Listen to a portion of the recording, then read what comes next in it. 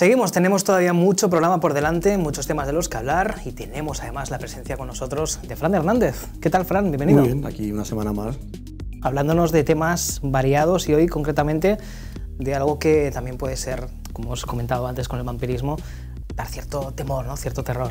Pues la sí, licantropía. además, un tema muy relacionado también con la sangre, que la licantropía es el nombre con el que se conoce psiquiátricamente a una enfermedad mental, a esa enfermedad de que la persona cree que se convierte en animal, no solo en lobo, en cualquier animal, podríamos hablar de licantropía clínica. En este caso vamos a hablar de un caso de nuestro propio hombre lobo, el único hombre lobo español documentado tanto policialmente y juzgado como era Manuel Blanco Romasanta. Ese gallego que nace en Regueira, un pequeño pueblecito de Ourense en 1809, que pronto se gana la confianza pues, de todos los pueblos de alrededor porque para su edad y en los tiempos que estábamos aprende a leer y a escribir correctamente, con lo cual se gana la confianza de toda la gente. Con 21 años contrae matrimonio, muy jovencito, con unas habilidades impresionantes en sastrería, tanto con la aguja, con lo cual tiene un taller de sastre donde tiene pues, mucha gente, mucha clientela. Desgraciadamente, a los 3 años de su matrimonio, su mujer fallece y ahí cambia su vida por completo.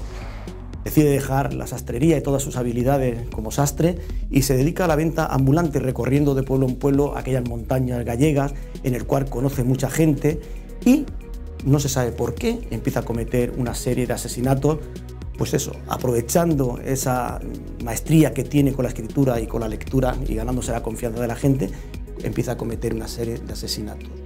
No solo comete esos asesinatos, sino que además las posesiones de sus víctimas las vendía por esos mercados donde iba.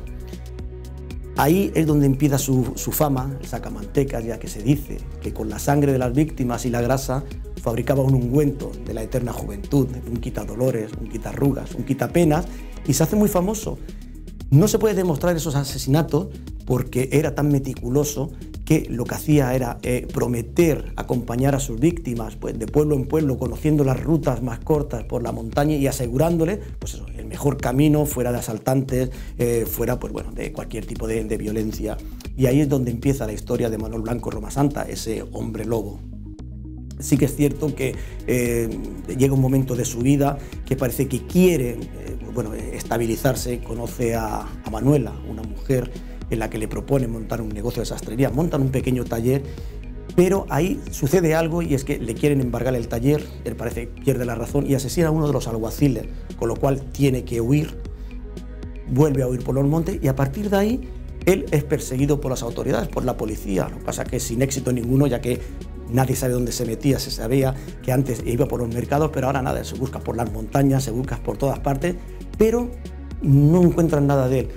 Hasta que un día conoce a una familia, entra a trabajar con esa familia como sirviente, la mujer parece que se enamora de él parece que se enamora de ella, al menos es lo que él le promete a ella, le promete matrimonio. Ante las deudas y para ayudar a Manuel Romasanta en sus negocios, ella decide vender una pequeña posesión que tiene a unos 60 kilómetros del pueblo donde vive y se va. Esa mujer tiene 3 hijos, una de las niñas, Petra, ya con 12 años, él dice que la lleva a Santander a trabajar a casa de un cura, es lo que le cuenta a la madre cuando vuelve, la madre convencida de que la niña está en Santander, pero decide ir a Santander a ver si realmente la niña está allí, y cuando llega allí descubre que la niña no ha llegado nunca a Santander. Sí que se sabe que salió de su casa con Manuel, con Romasanta, cruzaron las montañas, pero nunca llegó a casa de aquel cura donde dicen que allí la niña pues quedó como sirvienta, lo que le hace sospechar a la madre de que algo ha pasado. Es un día en Toledo, en un mercado, donde él empieza a vender sus productos y donde parece ser que hay unas personas que a una mujer lleva unas prendas en la mano y aquellos 3 hombres reconocen una de las prendas como una de las víctimas desaparecidas y que se le vio por última vez con Romasanta. Aquellos hombres le preguntan a la mujer que aquellas prendas donde la han sacado y le dicen que hay un hombre en el mercado vendiendo ropa y vendiendo unos ungüentos y que ahí es donde han comprado. Los hombres cuando se acercan al puesto de lejos reconocen a Romasanta y lo ponen en conocimiento de las autoridades de Toledo, en el cual allí es detenido y llevado a prisión. Cuando se le juzga por 9 asesinatos, se le atribuyen 9 asesinatos a lo que él reconoce y dice que no son 9, que son 13 asesinatos lo que ha cometido. Y en la declaración, una declaración que todavía queda en archivo, él le dice al juez que un día caminando por la montaña al anochecer, que de pronto es asaltado por dos grandes lobos y que en ese momento él cae al suelo, tiene una serie de convulsiones y que cuando se levanta del suelo después de esas convulsiones, él se ve convertido en lobo, que durante 5 días deambula por la montaña con aquellos dos hombres lobos en busca de comida. Ahí es donde él dice que comete esos asesinatos, que no son asesinatos, que simplemente lo que busca es comida porque tienen hambre y que son 13 víctimas, incluida, se supone, la niña Petra. Lo curioso del caso es que Roma Santa, cuando volvía a su estado actual de persona, recordaba todo lo que había sucedido, cómo había matado, cómo había asesinado, además con todo lujo de detalles.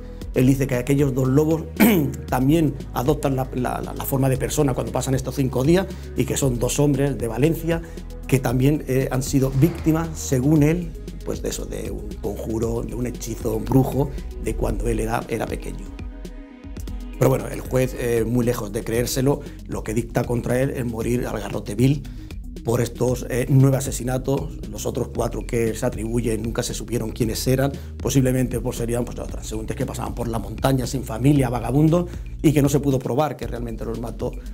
Es ingresado en prisión para poder ejecutarlo al garrote vil, y aquí donde entra en escena un psicólogo, un doctor, un psiquiatra, el doctor Philippe francés, que oye hablar del tema y entonces lo que hace es enviar una misiva a la reina Isabel II diciéndole que por favor, que no lo ejecuten, que antes él quiere visitarlo porque él cree que sufre de una enfermedad mental llamada licantropía. Es alguien que desde Francia se interesa por este caso. Se interesa por el tema, sí, y lo que manda es esta carta a la reina Isabel pidiendo por favor que no lo maten antes sin que él lo haya visitado como hipnólogo, como psiquiatra, porque él cree que puede sufrir una enfermedad que se llama licantropía. La reina Isabel, interesada por el tema, un tema tan oscuro, con tantas lagunas, de hecho era conocido como el juicio del hombre lobo. O sea, no era por asesinato, sino como hombre lobo. Se le atribuye además eso, que era un hombre lobo. El doctor Philippe llega aquí y lo estudia y realmente lo que se encuentra es un hombre que dice que está convencido de que él tiene, pues eso, un hechizo, un embrujo y que, bueno, que de alguna manera él se convierte en hombre lobo y lo que hace, esos asesinatos los comete simplemente pues, para comer, para alimentarse, como cualquier animal haría. Pero lo que no está muy claro es por qué cuando él recobra su aspecto humano recuerda todo. Hay muchos casos pues, de licantropía clínica, algunos que se conocen, aunque este era el primer caso clínico que está documentado, que sí que parece que la persona cree que se ha convertido en animal, pero dentro de ese trastorno, en ese episodio, luego hay una especie de enajenación que no le permite recordar que ha hecho en el caso de Roma Santa, sí. Con lo cual, bueno, es trasladado a una prisión a Ceuta.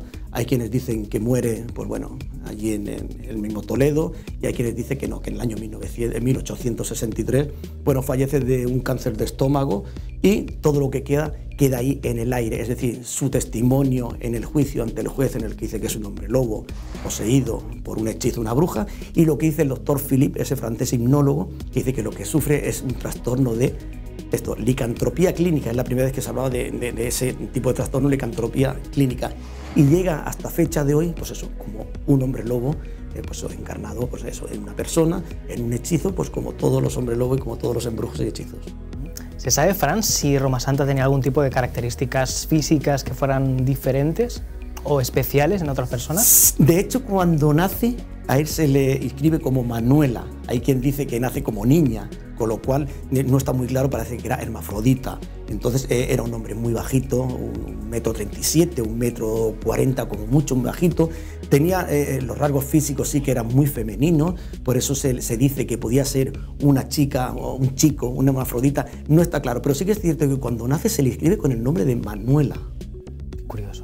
Muy curioso. Y luego ya se cambia el nombre, ya inicia su vida normal, todo sin ningún tipo de incidencias, hasta la muerte, el fallecimiento de su esposa, sí, que empieza la leyenda de Roma Santa. Lleva una vida normal. Si hay algo muy característico de él, es que era una persona extremadamente inteligente para la época. Estamos hablando del año 1809, que es cuando él nace, y que él rápidamente, con 13, 14 años, ya sabe leer perfectamente, sabe escribir, con lo cual la gente que no sabía recibían cartas, era a él a quien se le dirigía para decir, léeme esto o escríbeme esta carta para mandarla. Era muy inteligente y eso es lo que le hace ganarse la confianza de la gente.